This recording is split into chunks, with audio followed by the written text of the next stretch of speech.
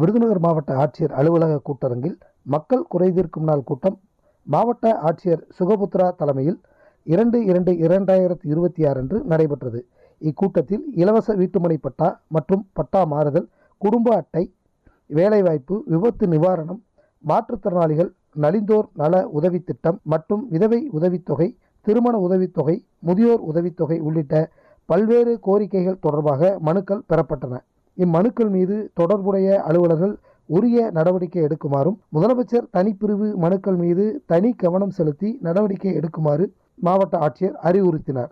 பின்னர் பால் உற்பத்தி மற்றும் பால் பண்ணை மேம்பாட்டுத் துறையின் கீழ் இயங்கி வரும் விருதுநகர் பால் உற்பத்தியாளர் கூட்டுறவு சங்கமானது 2024-25 நிதியாண்டில் சங்கத்திற்கு அதிக பால் வழங்கிய 116 உறுப்பினர்களுக்கு துறவு தள்ளுபடி தொகை ரூபாய் 18,85,000 வழங்கிட அனுமதித்து முதற்கட்டமாக ரூபாய் 12,57,000 வழங்கப்பட்டுள்ளதை தொடர்ந்து இரண்டாம் கட்டமாக சங்கத்திற்கு அதிக பால் வழங்கிய நபர்களுக்கு மொத்தம் ரூபாய் 6,28,000 துறவு தள்ளுபடி தொகை வழங்கும் பணிகளை மாவட்ட ஆட்சியர் தொடங்கி வைத்தார்.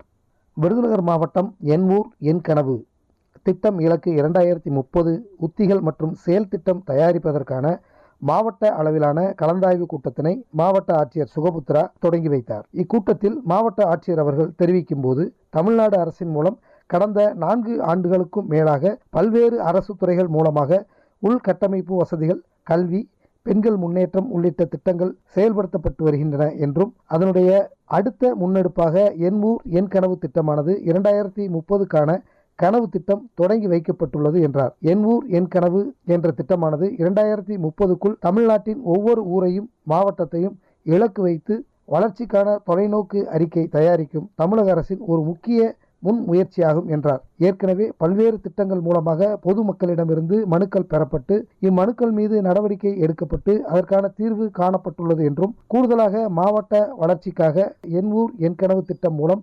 2030 எதிர்கால தொலைநோக்கு பார்வையோடு விருதுநகர் மாவட்டத்தின் வளர்ச்சியின் பங்களிப்பினை அளிக்கும் மாவட்ட அளவில் உள்ள பல்வேறு துறைகளில் சிறந்த சாதனையாளர்கள், தேர்ந்தெடுக்கப்பட்ட பிரதிநிதிகள், அலுவலர்கள், துறை வல்லுநர்கள், அரசு சாரா நிறுவனங்கள், சேவை மனப்பான்மை கொண்ட தனிநபர்கள், தொழில் அதிபர்கள் மற்றும் பிற பங்குதாரர்களை கொண்டு கருத்துக்கள் கேட்பதற்காக கலந்தாய்வு கூட்டம் நடத்தப்படுகின்றது என்றார். இதன் மூலம் கருத்துக்கள், விருப்பங்கள் மற்றும் ஆலோசனைகளை பெற்று விவாதித்து 2030 ஆண்டுக்கான தொலைநோக்கு பார்வை மற்றும் திட்ட ஆவணத்தை தயாரிக்க திட்டமிடப்பட்டுள்ளது என்றும் அவர் தெரிவித்தார்.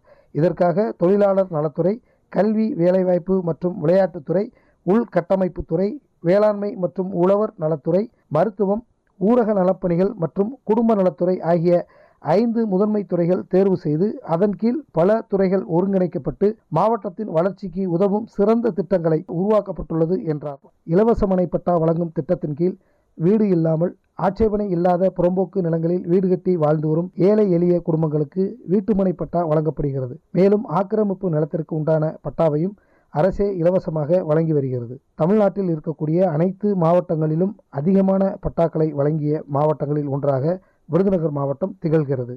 அந்த வகையில் விருதுநகர் ஊராட்சி ஒன்றியம் செங்குன்றாபுரம் கிராமத்தில் உள்ள ஆதி திராவிடர் சமூகத்தைச் சேர்ந்த 83 குடும்பங்கள் அரசு புறம்போக்கு நிலத்தில் வீடு கட்டி குடியிருப்பதற்கான உத்தரவுகளை பெற்று குடியிருந்து வருவதாகவும், இதுவரை இந்த இடங்களுக்கான பட்டா இல்லை என்பதால் அதற்கான பட்டாக்கள் வழங்கிட வேண்டுமென கோரிக்கை வைத்தனர். அதன் அடிப்படையில் குடியிருந்து வரும் அப்பகுதி மக்களின் கோரிக்கைகளை பரிசீலனை செய்து வருவாய்த்துறையின் மூலம் 83 குடும்பங்களுக்கு இணையவழி பட்டாக்களை மாவட்ட ஆட்சியர் சுகபுத்ரா நேரில் பயனாளிகளின் இல்லங்களுக்கே சென்று வழங்கினார்.